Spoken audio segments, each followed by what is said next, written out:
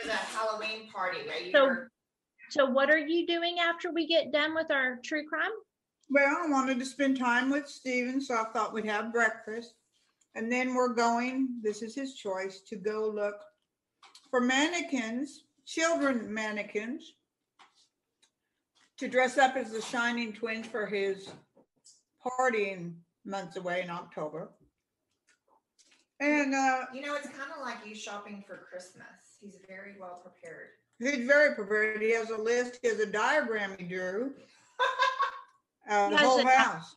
He has a diagram? It's on poster board. Brad come over and they drew it and they put the fence and they put everything. It's very detailed. And then we're going to also look. He saw where there's a dead body and it's opened, the stomach, and you put hors d'oeuvres and food in there. By the way, did he order his ice machine? It's going to be a fun day. Yeah, I regularly go with Mike to look like mannequins to dress up as the two girls from The Shining. He doesn't know if he's going to keep him, though, because he's got to throw blood on him. Wow. So he's not... I think these are red flags for me. Well, I was about to say, there's no red flags.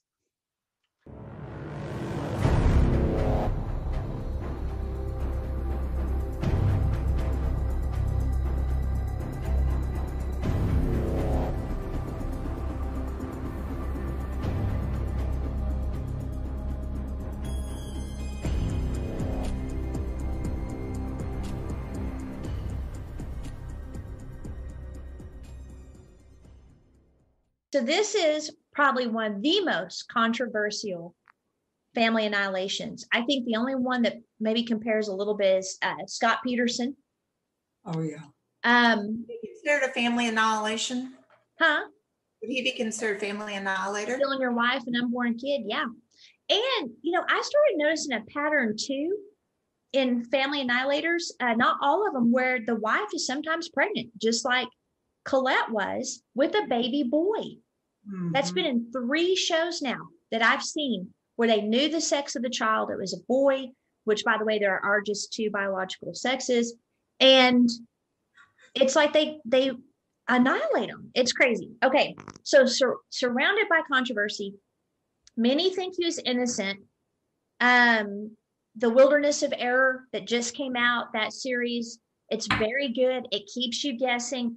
But at the very end, Mark Smerling, the producer, you could tell he was like, because he had like second thoughts. So before we even get started, what do you guys think? What's your take? I 100% had no doubt that he did it. As I'm reading the book, there's definitely some confirmations, but there's also some things that could easily be explained in his defense. Right. That's why he had more than one trial. Mm-hmm. He had multiple. Yeah. So, I just got to one area where we'll get into that. So what do you think? Do you think he is innocent or guilty? I think he's guilty. Mm-hmm. But if you're sitting on a trial, it has to be reasonable doubt. If you're doing your job properly, I could see where you might acquit him. Not these days. Or, not these days. Yeah. But there's 2 things which we'll get into that, to me, it sums it up. But we watched that Casey Lacey Peterson series when I was there, and there's one thing in that whole story that, to me, Scott Peterson is more than likely innocent. At the very least, he shouldn't have been convicted. No, too much reasonable doubt. It's the dog. Well, he was convicted in the media. Right. But it's like everybody's, he killed her at this time. There was no way he killed her at that time. And then she takes the dog for a walk and the dog returns without her. I mean, I think he did it, but I think he was convicted. You need to watch the show. Yeah, I'd watch the show because the dog gets it for me. I think he was a douchebag. I think that he, was, just the lowest scum to be pursuing a mistress at his wife's memorial and all that. But I don't see him kidnapping her while she's taking the dog for a walk. I don't see that. He would kill her in the house. So the dog returns home minus her. Right. So that right there, that needs to be explained. You got to tell me why she takes him for a walk and then all of a sudden the But dog comes back. He kidnapped her to make it look, and then the dog come back. Well, he was already People at are his crazy. He was already gone. warehouse, and it was documented through his computer. He was already at the warehouse. So that's kind of like the, you know, the controversy around Jeffrey MacDonald, because, and I think part of it too is you can look at Jeffrey MacDonald. He's as much as, you know, a scumbag when it comes to a husband as Scott Peterson. But again, there are two things that to me you cannot explain away. There's more, but there's two things that can't. So let's start with the crime itself. And it was a cold, rainy night, February 16th through the 17th. So again, it's kind of one of those things where it's the middle of the night, 1970. And young Green Beret Captain Jeffrey MacDonald, his beautiful wife, Colette, and two sweet little girls, Kimberly and Kristen. It was like the picture of, you know, the American family. You know, they had a little one-story garden apartment at Fort Bragg, which I had no idea. I'm like, what the heck is a garden apartment? And I guess it's like an apartment where you have several units, and then there's a garden somewhere on the property with, like, at least you got some manicured, you know, flowers and grass, etc. But sometimes they have an actual garden. It was, but they were also single little bungalow homes. Mm-hmm. Yeah, which that's what theirs kind of looks like, or maybe I can't remember if it's connected to the apartment next to it. No, so what was interesting, I didn't know this. There was actually a family that lived above them. Okay. And I had no idea. I thought that they were separated. Really? Mm-hmm. Did they hear anything? Yeah, the daughter did. Mm-hmm. What'd she hear? One moment. Come back. So while she's looking for that, so a lot of this is MacDonald. Okay. Where are you going? Hello? Okay. So he got off his regular shift at the base hospital. He was a surgeon. He then took both girls to feed the pony he had bought them for Christmas. And afterward, they returned home, showered, and he put on his blue pajamas. The family had a quick dinner because Colette, I didn't remember this, she had to get to her child psychology class. So she was in school. And then MacDonald put Kristen to bed. And then he fell asleep on the living room floor while watching television because he had just worked a 24-hour shift that day.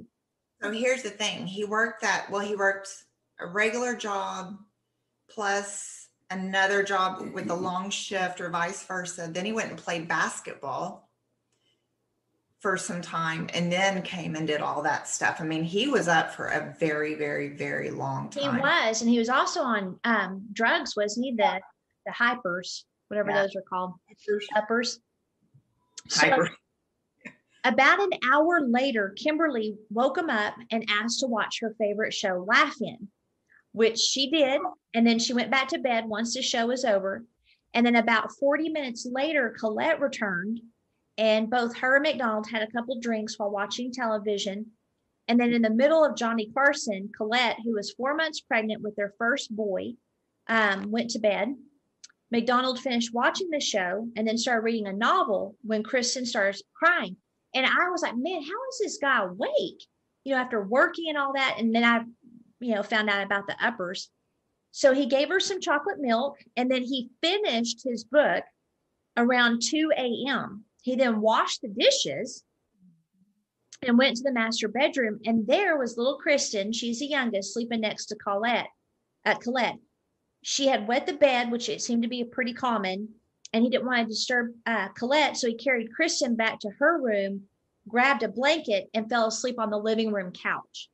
Did you, I was trying to look for that piece. Did you say that she peed in the bed on his side? Yes, which I thought was interesting is actually it seemed that the pattern from the question that Colette asked in class was that Kristen often slept with MacDonald, and she was the one that was usually on the couch. Right. Oh. That was kind of an interesting deal. And it could just be that's how it happened that night, but I just thought that was interesting. And then the forensic evidence piece that actually it was the oldest child's urine, supposedly, that they had found in the bed at that time. So is Kristen the oldest? I thought she was the youngest, but maybe she's the oldest. No, Kristen is the youngest. Kimberly's the oldest. Oh.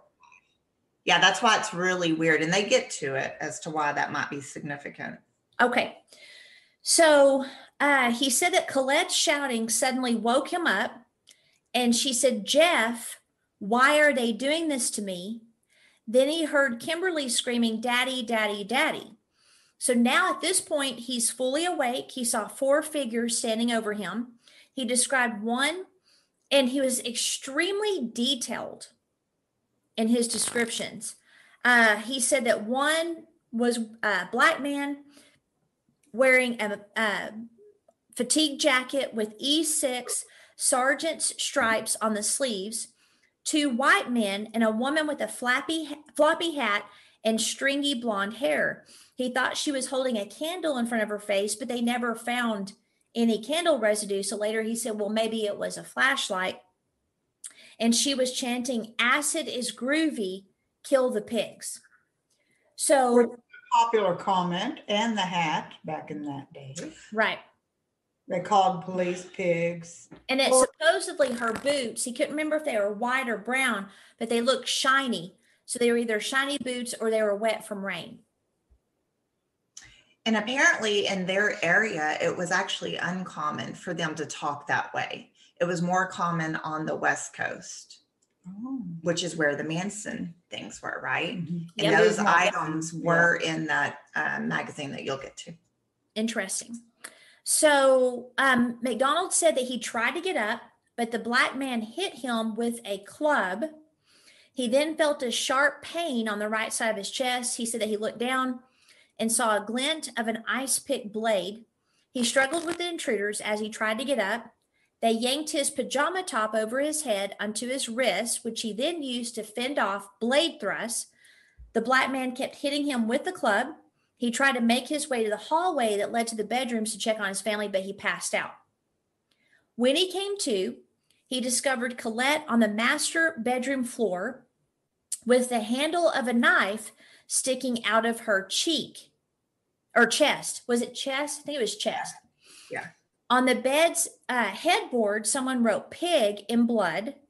MacDonald said that he pulled the knife out of her chest before starting mouth to mouth. Now, that's weird to me because I heard that you don't pull the knife out ever because it could be what's stopping a bleed out. So you leave the knife, especially if it's in the chest, because once you pull that knife out, it's just going to bleed all over the place. So I learned that years ago. I don't even remember where it was, if it was like a CPR class or something, but they say don't pull things out of people's bodies. Never. I heard that the other day.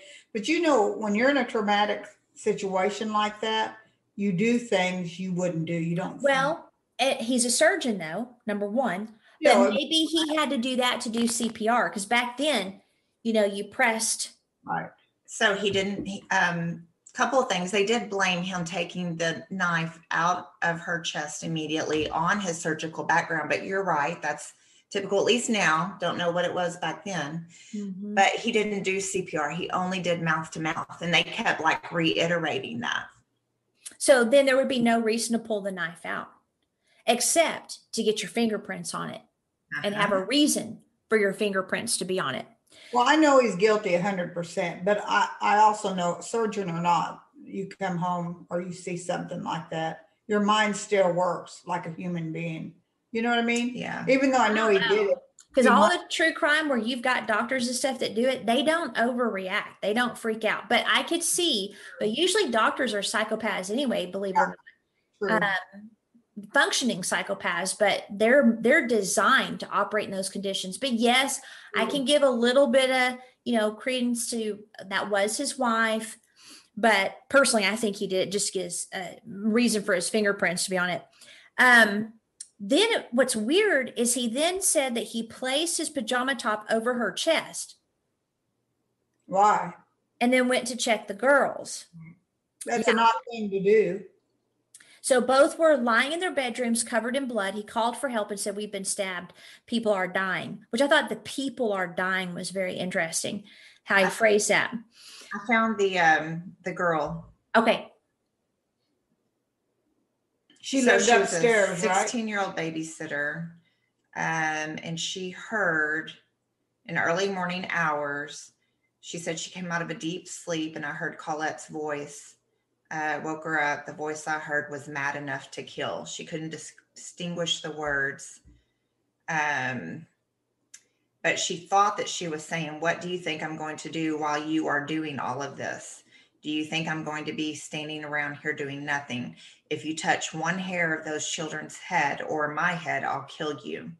Now, this was at least 5 years after the initial murder and interview of her, where she didn't really have a recollection, but that's pretty specific. Well, so. did she say that when they investigated? So it makes me wonder, was it just something she said later? Me too. It always makes me wonder when they don't say anything now. Like, I immediately dismiss it. But there has been a lot of talk that they were arguing, and family members, knew that Colette was upset because he kept sleeping with these women. Right. And she did not like it. And so she may have had her fill of it. Yeah. And, if these words are correct, like, what do you think I'm going to do? Just sit around and do nothing? Or what am I going to do while you're doing all of this? He was trying to supposedly go to Russia with the boxing team, which actually wasn't even going to Russia, but that was an issue for them. But And a 16-year-old too, that's pretty detailed, knowing that he cheats. So, but why didn't she say it at the? Yeah, and I found that through a lot. Like, everyone initially painted this picture, and I mean everyone. And then 6 to 9 years later, when they were reinvestigating everything, all of a sudden people were changing their relationships. People were remembering things. It was weird. But a lot of books were being written, a lot of interviews. People like that. Well, the thing is that he had already gone on one of those trips, and it was on one of those trips he had an affair the whole time, and she knew about it. Yeah, he went on several and always had an affair. Yeah. So maybe the girl heard something. Well, sometimes people can be nervous, right. Saying something as a child. They may be scared, an entire family slaughtered in a vicious way, and maybe she was scared about that. But I'm like you, if you're not saying it from the beginning, I really don't trust you saying it later. They were next door neighbors. I thought I read where I didn't. It was above it. Yeah, I thought all the Fort Hood, everything like that is single. So I want to why did he cover her chest with the top? So you can see right here, this is Colette. And that's a bath mat. Isn't that weird? Yeah, it is very weird. Well, that's the pajama top, and that white thing there is a bath mat. So right here is the blue is the pajama mat, and you can see the blood all over her head because she was struck first. Right. Here is the pajama top, and you can see the ice pick holes. So I just think that's a little bit weird for him to put on top of her, because when he fended off the fight in the living room, the ice pick holes they wouldn't have even been there. Was she nude on the top? No, it looks like she had bottoms on. Yeah, it looks like she had her pajamas on, and there's her top right there. So it was raised up, and I know he did it, but I mean, he could say it was raised and he put it there. And the thing about the pajama top, though, to me, it definitely lines up with some of her wounds, supposedly. But it makes zero sense for him because supposedly the ice pick did not tear the pajama top.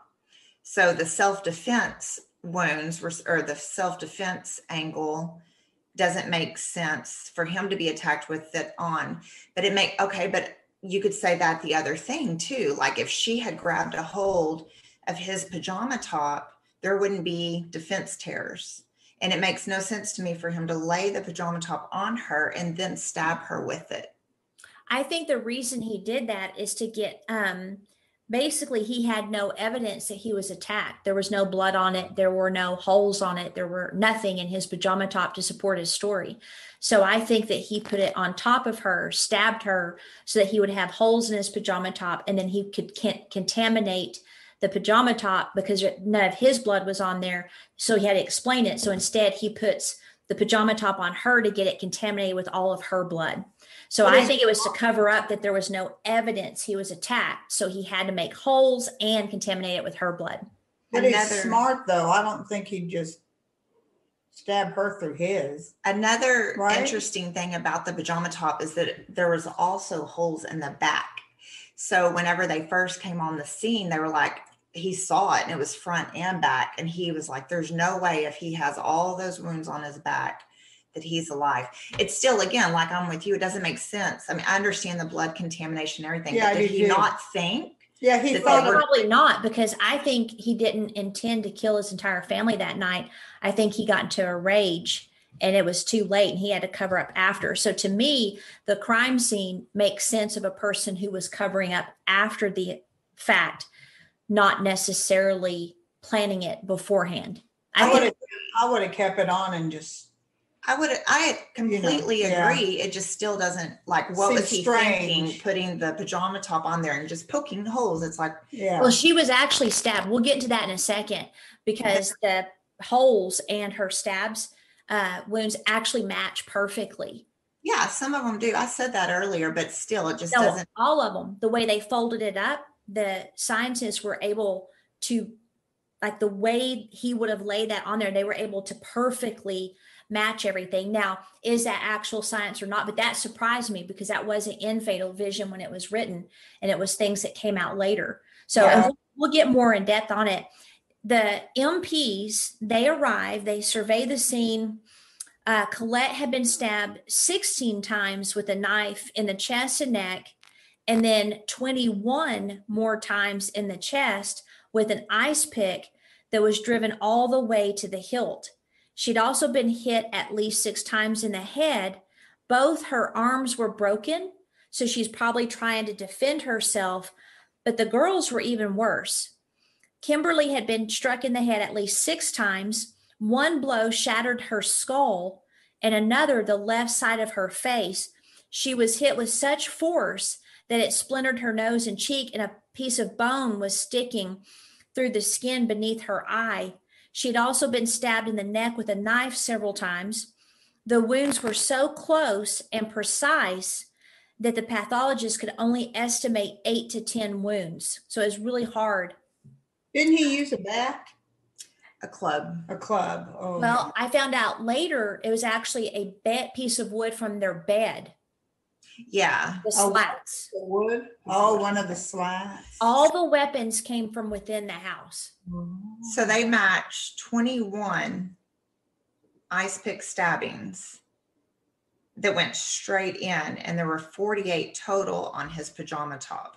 But it was folded in the same way that would account for the majority of them, 42 or whatever. I think she was probably already dead. And he put the pajama top on top of her, and then just because they went straight down. It wasn't like she was fighting it off. It's like she's laying there and the pajama top was on her. Now, baby Kristen, she had one finger was cut to the bone. It was probably when she tried to protect herself as well, even though she's, I think, only 2. And then she had 33 stab wounds, 12 in the back, 4 in the chest, and 1 in the neck from a knife, and then 15 more from an ice pick in her chest. The only survivor was Jeffrey MacDonald, who was found lying with his arm around Colette, which I thought was just very convenient for him to be laying there next to his wife with his arm over her. So, of course, we saw, Colette's wounds or crime scene photos here. This is a baby. And that one actually had defensive wounds. And this is the other one. And So, one of the children had flesh under her fingernail too. which they lost. Right. They lost it? Yeah. Oh. And they also lost his pajama pants, which would have been huge for me. You know, it's a lot like the Manson murders. Uh-huh. And then I thought I had saved these. Right before this. Oh. Let me see if I can find them. So when you look at, so here's the bloody footprint right here. And we'll get to that in a little bit, that was found and was one of the reasons why they do not believe that anyone else killed them. Again, he's the only survivor, the husband. So, Mm-hmm. And his personality traits are very similar to what we've been seeing. So here's some of the stab wounds into Colette. And then the baby. Yeah. So yeah, they were, it was, to me, it was what you would call overkill. was And that last wife? That was one of the Colette or oldest the daughters. child? two were of the kids and one of her. So it's like overkill to me is personal. Yeah. Unless you're in a drug craze, so if you're in a drug craze, which he might have been, but if you're in a drug craze, that's the only reason I can see for overkill. Yeah. Unless you're a serial killer, there's some but usually when you see that level of violence, it's someone that knows him. The other thing that's very interesting is all the weapons were from the house, the ice pick, the knife, and the wood. If you're going to go in somewhere to kill people, you're not going to go in without something. Yeah. Killing the children, though, I just never understood why he would do that. Me neither.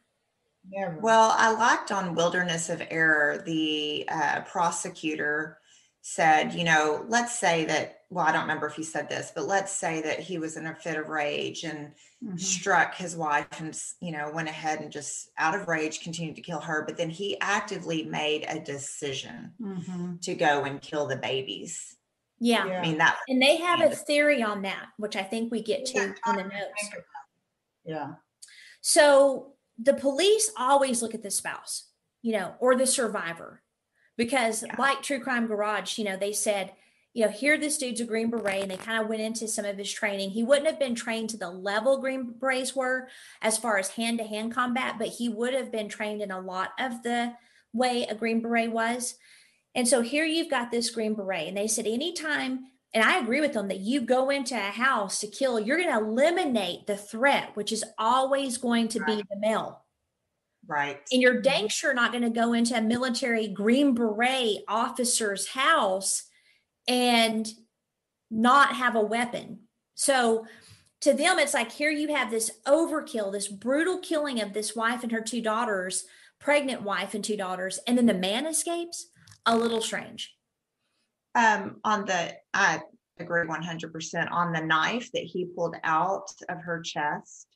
It was actually a completely different knife than was used to stab. It was really weird. And he denied having any three of those items in the house. He denied that those were his items. And did you read where they were found? Yeah. Out the back door, outside. right? It's like. Yeah. And that bath mat, all three items, the two knives and the ice pick, were found on there, or at least the blood pattern to match those were found on that. Yeah. Which indicated maybe he set them down as he was doing something. Yep. And it's like you throw it out the back door. I mean, you think the police aren't going to check? And so that's why I think he wasn't thinking straight. I think he was exhausted. I think he was on uppers. I think that it was, he spontaneously killed her and then either accidentally wounded one of the daughters, or he had to get rid of them as witnesses. But then you throw all the murder weapons out the back door. Like, how are you going to explain that? It's like. Witnesses, they were asleep. No, the oldest one actually, they think woke up because of where she was, where some of her blood was. And her blood was. Yeah. So it definitely to me wasn't right decision to go ahead and kill the youngest. Yeah. And it doesn't make, like sense to me, some of the things he did, but it makes sense if you think that it was not a planned murder. Yeah. So Just with our family annihilators that we've been seeing, it's very planned. yes. Sure. Yeah. So he's one that's definitely different. Instead of drugged up, I think. No, it was drugged up. Oh, yeah, me too. So that's what they do here. They start with him, and several things bothered the 30-year-old William Ivory. He was the first Criminal Investigation Division agent. So it's CID in the military on the scene. So let me break down what he noticed. So the first thing he noticed was one single tipped over plant and a top heavy coffee table lying on its side were the only two things disturbed in the living room. So if there was a life and death struggle, of course, you're going to have more. So that was kind of weird.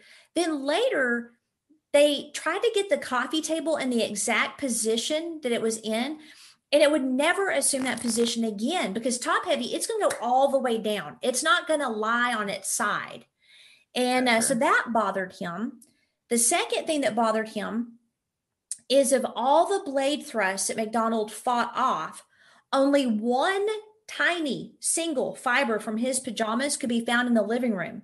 Yet dozens were found in the bedroom. What makes it incriminating is several were found underneath Colette, others were under Kimberly's sheets, and two more were in Kristen's room, including one lodged under her fingernail. So MacDonald said he wasn't wearing the top when he went into their rooms. Right. I guess the killers did it and then went in there. Another thing about the living room, they're in the dining room because it's a very, very small apartment. There in the dining room were Valentine cards, and not one of them was tipped over.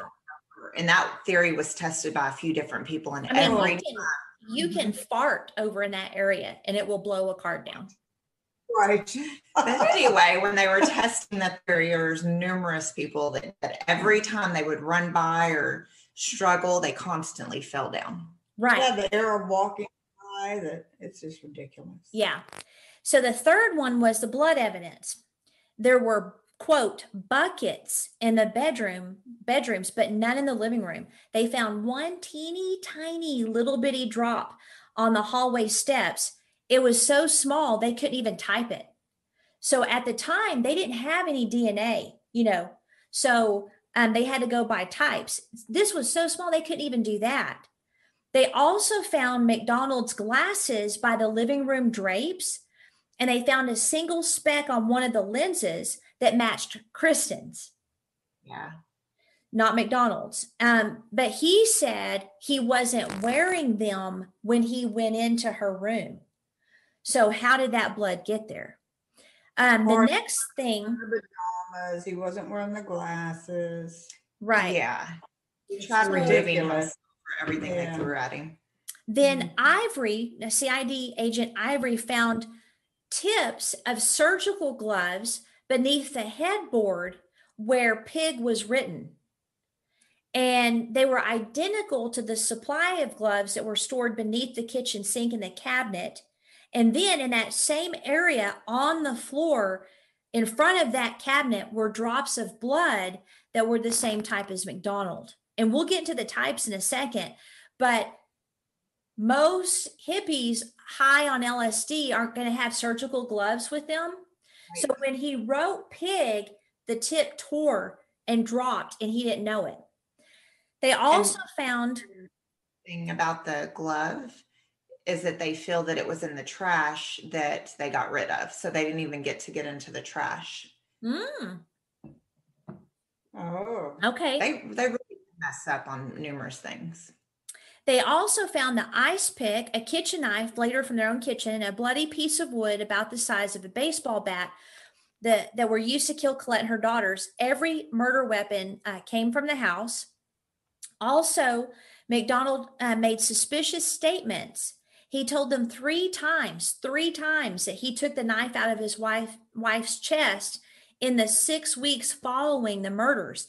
And that got their suspicions up. Like, why does he keep repeating himself?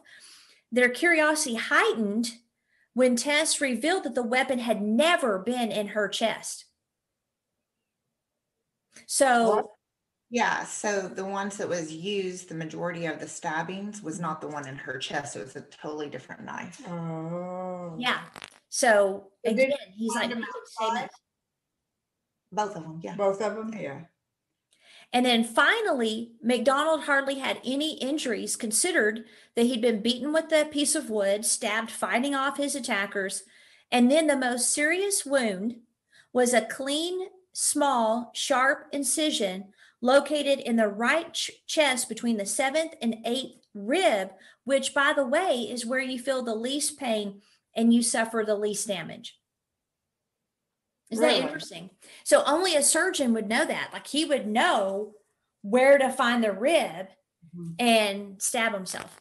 And almost immediately, he was instructing them like what was about to happen to him and what to do, like make sure he was saved. Almost immediately when they got there.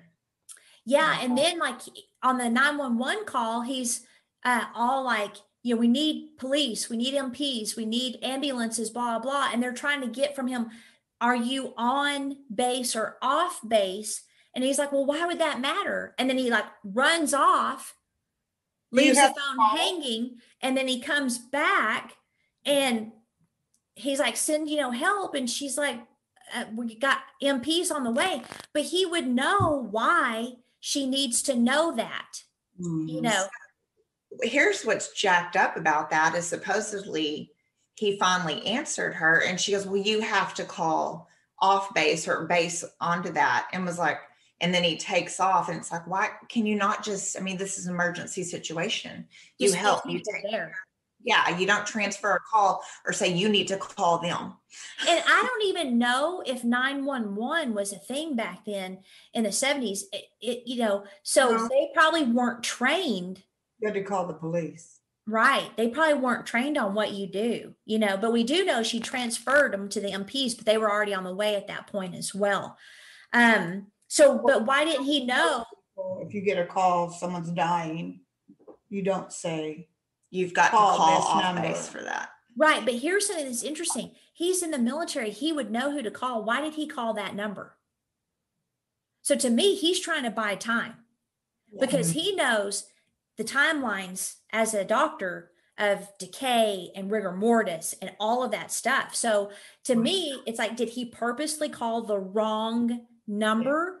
You know, so things that he needed to make sure were right. Yeah. Got to have time for that. Now, this is, you know, what, and Nick and Captain on True Crime Garage said this was like a God thing because MacDonald did not know every single one of his family, including himself had a different type blood. Right. Which is extremely rare. Yeah. All four.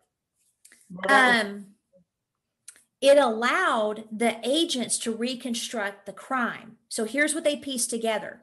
So from the blood evidence, the fight began in the master bedroom. They believe that Colette and MacDonald had gotten into an argument, and they think that Colette hit him first, possibly with a hairbrush. So the weapon is speculation, but that's what they're putting together.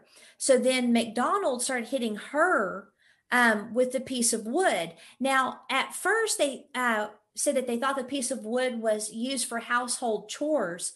Later, it was determined to be a slat from the bed. I'm wondering, like, did it fall out? Because I used to have a bed that had slats, and they would sometimes fall out, but they're like huge. So I'm trying to think of, okay, what?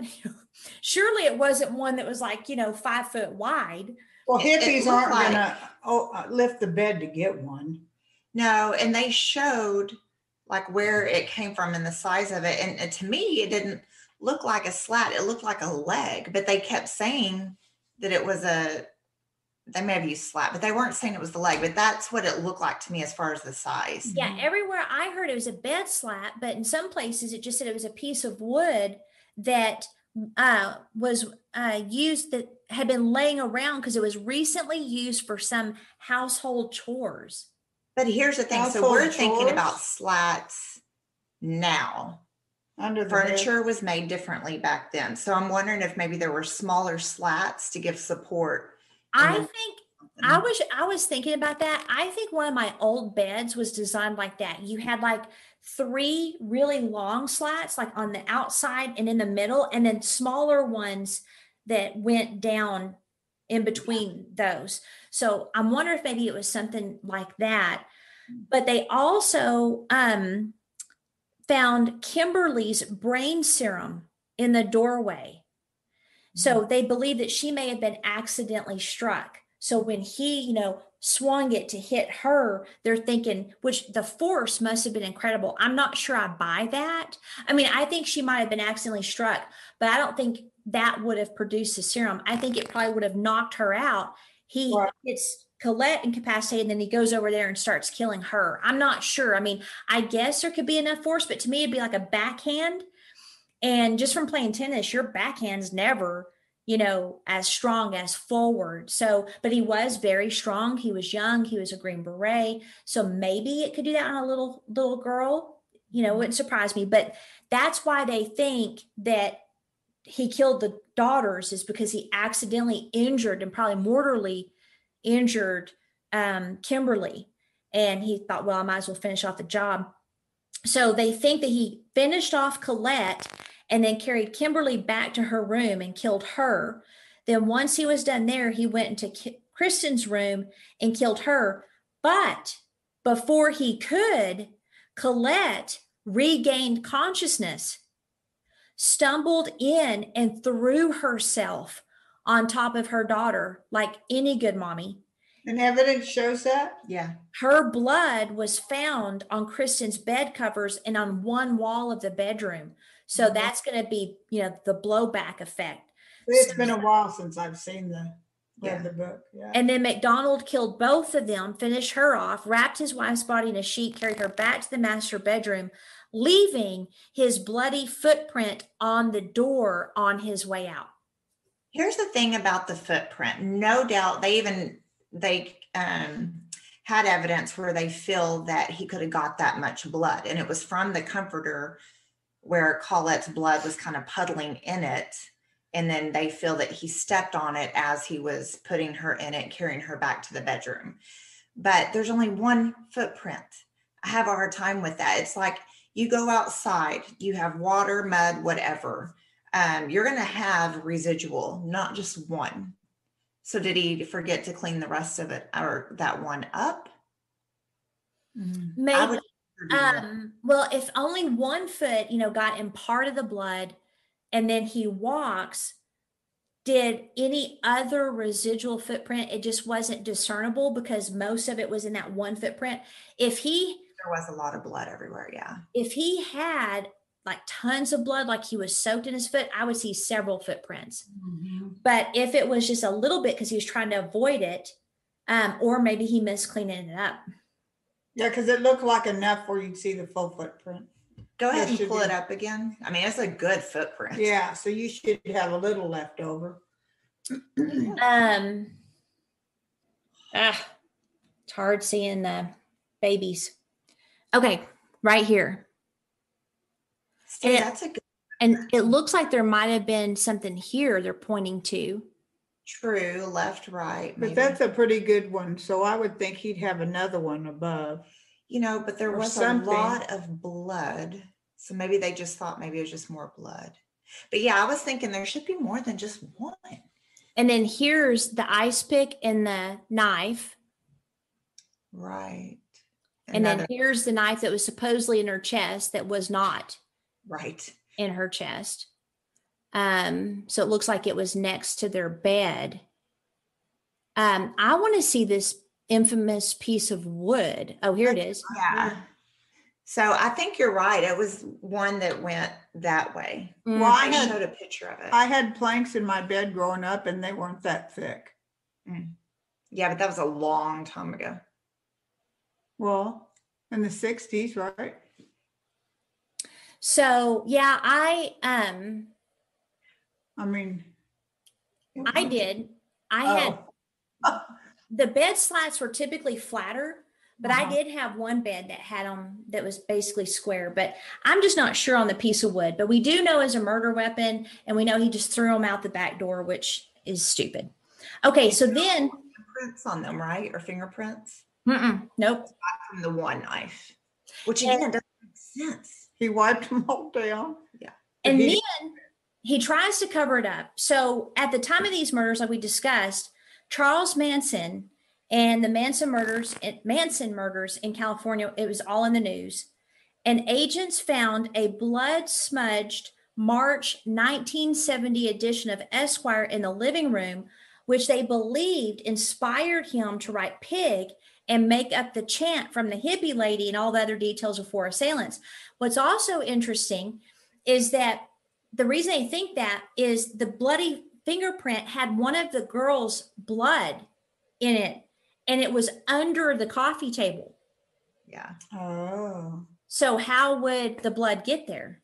So they think that he kills them and he sees that and he's like, oh, that's what I can do. Or he picked it up and looked at it, something, and it was his fingerprint and it was one of his daughter's blood types. So interesting thing about the magazine real quick is that they had a friend who came over that evening.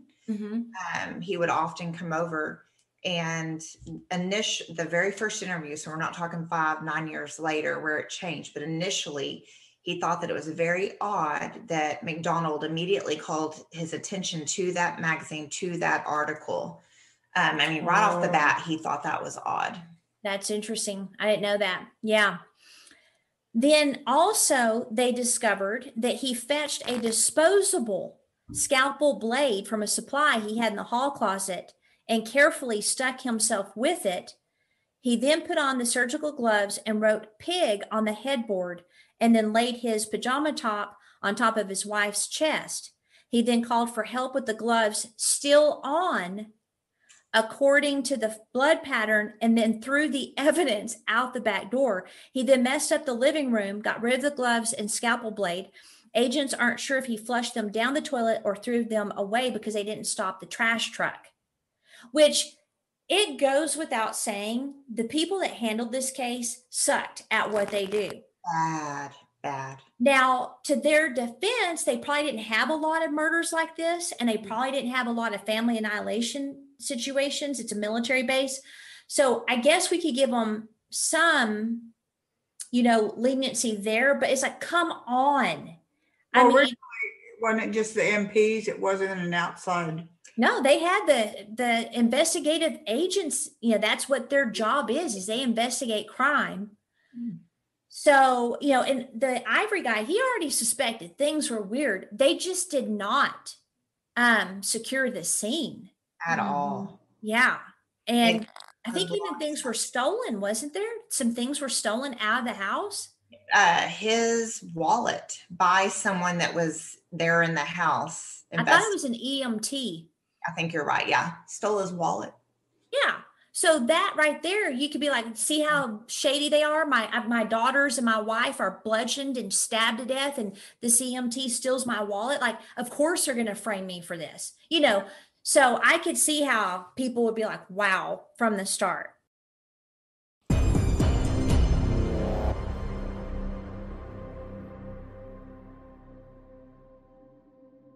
Outline of a Murder is a Mr. Joseph production. What do you think, Joseph? So a science teacher tells his class, oxygen is a must for breathing and for life. It was discovered in 1773. A blonde student responds, thank God I was born after 1773. Otherwise, I would have died without it.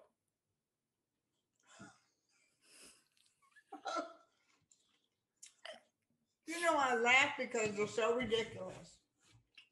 Though your first one today was pretty good. How do astronomers organize a party? How do what? Organize what? Astronomers organize a party. They plan it.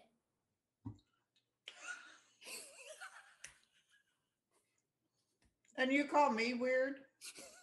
And Stephen weird? Look at you two. You're both weird. I was about to You're say, weird too. I know I'm weird, but I'm just drinking my She's weird, both of you. drink here. Can you Okay. inherit that Hold on. weirdness? I am not fascinated with any morbid things. You're still weird in a different way. How, mother? I Do can tell. I can give y'all a list, Just think of but I one have thing. to think about it. You're just weird. I see. You're just weird.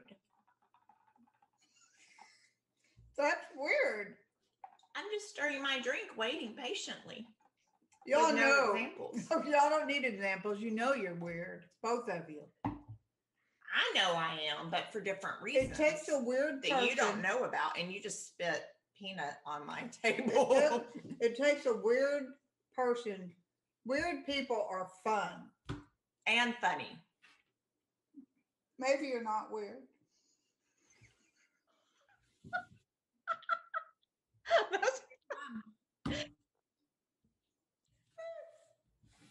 I'm weird, but in ways you don't know about.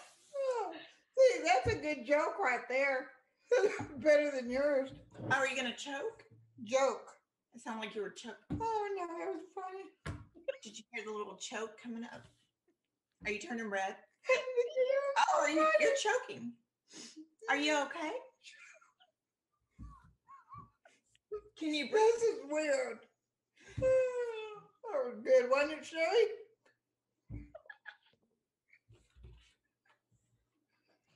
You did this bump on video. Oh, that's funny.